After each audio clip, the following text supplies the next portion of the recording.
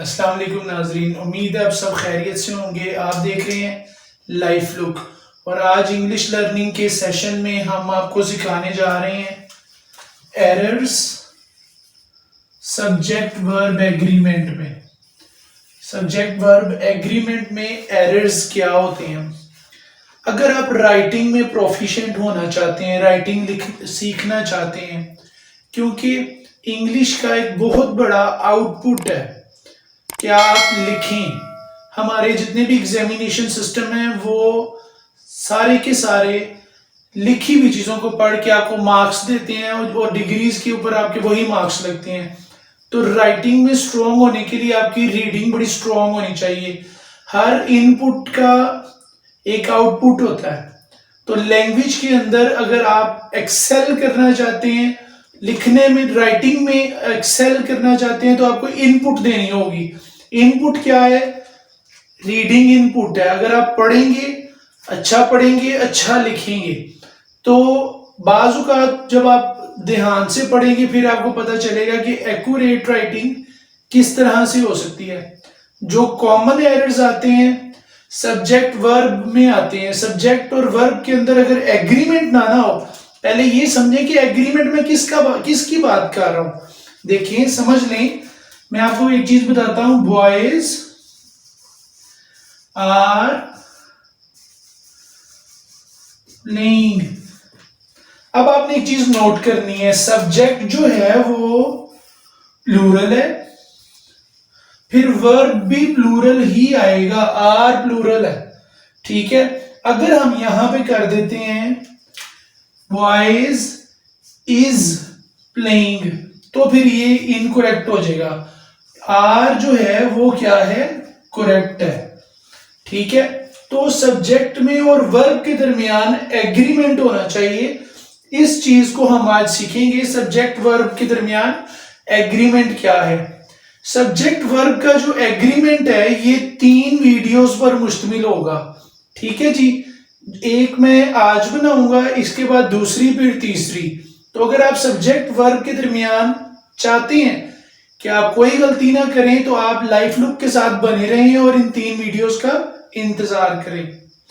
आज जो पहली वीडियो है उसमें मैं आपको बताने जा रहा हूं, मैं एक गलत जुमला लिखूंगा यहां पर, फिर उसको करेक्ट करूंगा, आपको साथ साथ रूल्स भी बताता चला जाऊंगा। सेंटेंस 1 में अगर आप गौर करें, the price of books have increased, ठीक है। अब यहां पर गलती कहां पे है? चूंकि एक तो आपको यहां पे ऑलरेडी पता चल चुका है कि हम सब्जेक्ट और वर्ब के दरमियान एग्रीमेंट कर रहे हैं, तो जाहिर बात है सब्जेक्ट और वर्ब के दरमियान ही हम एरर देखेंगे, उसकी टाइप्स को देखेंगे। जो फर्स्ट टाइप है उसमें कंफ्यूजन कहां पे आती है कि हमारे पास जो है सब्जेक्ट क्या है। बच्चे अमूमन समझते हैं सब्जेक्ट बुक्स है और एक्चुअल में जो सब्जेक्ट है वो है प्राइस। प्राइस सिंगुलर है। प्राइस सिंगुलर होने की वजह से यहां पर हैव नहीं आएगा बल्कि क्या आएगा? हैज। हैज करेक्ट है, हैव इनकरेक्ट है, ठीक है जी। तो पहला एरर जो है वो ये है कि आपने सब्जेक्ट को लोकेट करना है कि बच्चे जो है वो कंफ्यूजन कहां पे होती है कि उनको सब्जेक्ट नहीं लोकेट कर पाते अपना और गलत जो है वो हेल्पिंग वर्ब लगा देते हैं। तो सब्जेक्ट सिंगुलर होगा तो आपने हेल्पिंग वर्ब भी सिंगुलर यूज करना है। अब ये सेकंड में देखें, our only guide at night were the stars. अब आपने देखना ये है कि गलती कहां पर है। ये देखें, आवर जो है ये वैसे तो प्लूरल है, आप प्लूरल प्रोनाउन है आवर, लेकिन क्या ये सब्जेक्ट है? नहीं, सब्जेक्ट है गाइड। ये है सब्जेक्ट गाइड। तो गाइड सिंगुलर है तो हेल्पिंग वर्ब जो होगा वो वॉज होगा। ये जो है इनकरेक्ट है, ये करेक्ट है। अब इसी आइडिया को हाईलाइट करने के लिए एक और एग्जांपल लिखी है। आप गौर करें इस एग्जांपल पे, his friend philosopher and guide. क्या इसका मतलब ये है कि ये प्लूरल हो गया सब्जेक्ट? नहीं, उसका फ्रेंड फिलोसफर भी है और उसका गाइड भी है, तो ये लिहाजा आर नहीं आएगा, इज डेड। ठीक होगी बेटे बात। अब ये जो थर्ड एग्जाम्पल है, थर्ड एग्जाम्पल में एक और कंफ्यूजन आ गई, क्या bread and butter make breakfast. अब यहां पर सोचना ये है, क्या मेक आएगा या मेक्स आएगा। मेक्स सिंगुलर वर्ब है और मेक प्लूरल वर्ब है। अब और ये करना है, मेक आएगा या मेक्स आएगा। ब्रेड और बटर कनेक्टर वही एंड है, क्या ये डिफरेंट हैं या एक ही है, ये डिसाइड करना है। गौर करें, ब्रेड एंड बटर दोनों ब्रेकफास्ट के इंग्रेडिएंट्स हैं। ब्रेड एंड बटर जो है वो क्या है, जो कोई चीज, जो कोई दो सब्जेक्ट, ये भी सब्जेक्ट है ये भी सब्जेक्ट है, ठीक है। अब ये हाईलाइट किसको कर रहे हैं, सिंगल आइडिया को। ये फिर क्या करेंगे, जब ये सिंगल आइडिया को जब ये रिप्रेजेंट करते हैं, जब ये सिंगल आइडिया को दोनों सब्जेक्ट रिप्रेजेंट करते हैं, चाहे ये भी एंड से जुड़े हों, जब आइडिया ही सिंगल है तो फिर हेल्पिंग वर्ब भी, ये मेन वर्ब भी या हेल्पिंग वर्ब भी दोनों सिंगुलर आएंगे। लिहाजा मेक्स करेक्ट यूज है, मेक इनकरेक्ट यूज है। ठीक हो गया, पता चला दो सब्जेक्ट भी हो लेकिन आइडिया सिंगल ही हो, सिंगल आइडिया को रिप्रेजेंट कर रहे हैं तो वर्ब भी सिंगुलर आएगा। तो नाजरीन, अब ये जो आपके सामने सेंटेंस लिखा है, आप इसके ऊपर भी गौर करें, इसके ऊपर गौर करें। एक एवरी बॉय है, एक एवरी गर्ल है, ठीक है, और जो वर्ब लिखा हुआ है वो क्या है, वर है। याद रखें एक बात, एवरी और ईच, एवरी और ईच दोनों सिंगुलर मीनिंग रखते हैं। क्या रखते हैं, सिंगुलर मीनिंग रखते हैं। तो जब एक प्रोनाउन फिर जब एक नाउन और फिर एक और नाउन, बॉय और गर्ल एक नाउन है, एंड के साथ जोड़ दिए जाते हैं तो हमारे पास एवरी बॉय ये भी सिंगुलर है, एवरी गर्ल ये भी सिंगुलर है। याद रखें, जब सिंगुलर नाउन एंड के साथ जोड़ दिए जाते हैं तो वो भी सिंगुलर हेल्पिंग वर्ब ही रखते हैं आगे। यानी यहां पर एवरी, अगर सिर्फ एवरी बॉय एंड गर्ल ही लिखा होता तब भी इसका मीनिंग यही था कि सिंगुलर बॉय और सिंगुलर ही गर्ल, यानी एक नाउन ये एक नाउन ये दोनों सिंगुलर है। तो यहां पर फिर वॉज रेडी आ जाना था, ये गलत है, वॉज रेडी ठीक है। ठीक होगी बेटे बात। ये बात बड़ी कंफ्यूजन रखती है बच्चों में, वो एवरी किसी के साथ भी रखिए, एवरी और ईच ये डिस्ट्रीब्यूटिव प्रोनाउन होते हैं, ये क्या होते हैं, सिंगुलर मीनिंग कैरी करते हैं एवरी और ईच। इसी बात को एक्सप्लेन करने के लिए ये सेंटेंस गौर करें, यहां भी ईच बॉय गर्ल। अब यहां पे मैंने ईच नहीं लिखा लेकिन पहले के साथ ईच लग चुका है, ईच यहां पर आ गया है तो ईच जो है वो डिस्ट्रीब्यूट होगा इसके ऊपर भी। ठीक होगी बेटे बात। तो जहन में रखें ये बात, यहां पर वर जो है वो गलत है, वॉज जो है वो ठीक है। क्लियर होगी बेटे बात। मैं दोहरा देता हूं, सिंगुलर नाउन अगर एंड के साथ जोड़ दिए जाएं दो तो वो हेल्पिंग वर्ब भी सिंगुलर ही रखते हैं, ये रूल है बेटे। ये अब आपके सामने मैंने एक सेंटेंस लिखा है, बहुत कंफ्यूजन क्रिएट करता है बच्चों में, क्योंकि 40 miles are a good distance बिल्कुल ठीक लग रहा है, क्योंकि आप देखते हैं जब ये सब्जेक्ट को और करें, ये क्या है 40 माइल्स, 40 माइल्स ये क्या है जी, प्लूरल, ये एक प्लूरल है, तो प्लूरल है तो आर भी प्लूरल है, आर भी प्लूरल है, तो इसका मतलब है जुमला ठीक है, सब्जेक्ट और वर्ब के दरमियान एग्रीमेंट है। लेकिन याद रखें रूल क्या है कि अगर प्लूरल सब्जेक्ट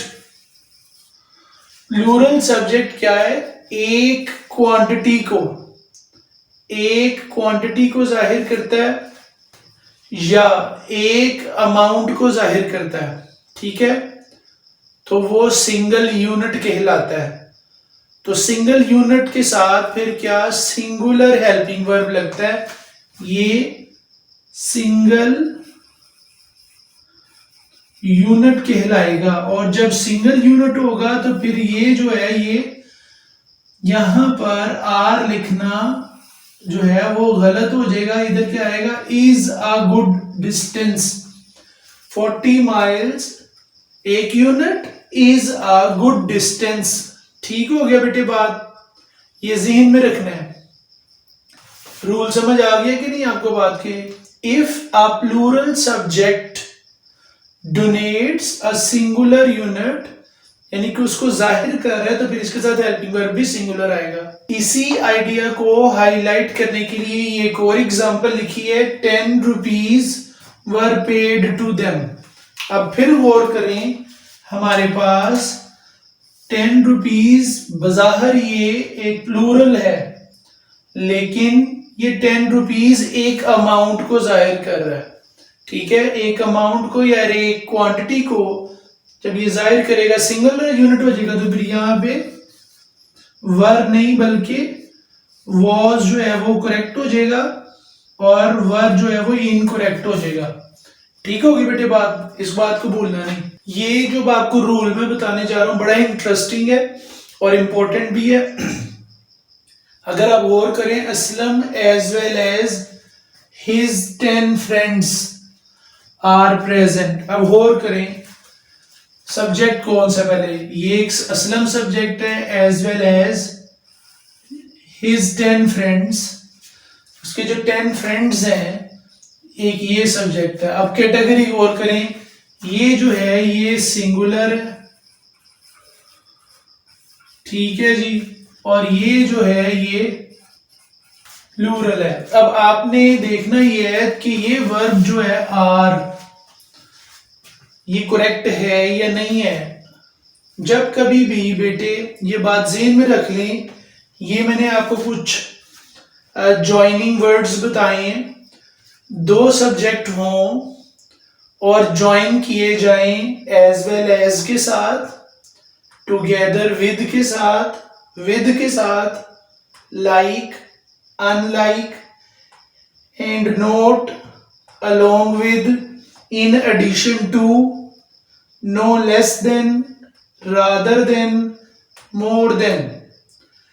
इन वर्ड्स के साथ दो सब्जेक्ट को कनेक्ट किया जाए तो वर्ब फर्स्ट सब्जेक्ट के अकॉर्डिंग बनता है, वर्ब फर्स्ट सब्जेक्ट के अकॉर्डिंग बनता है। तो फर्स्ट अगर देखें, असलम सिंगुलर है, यहां पर इज प्रेजेंट आएगा।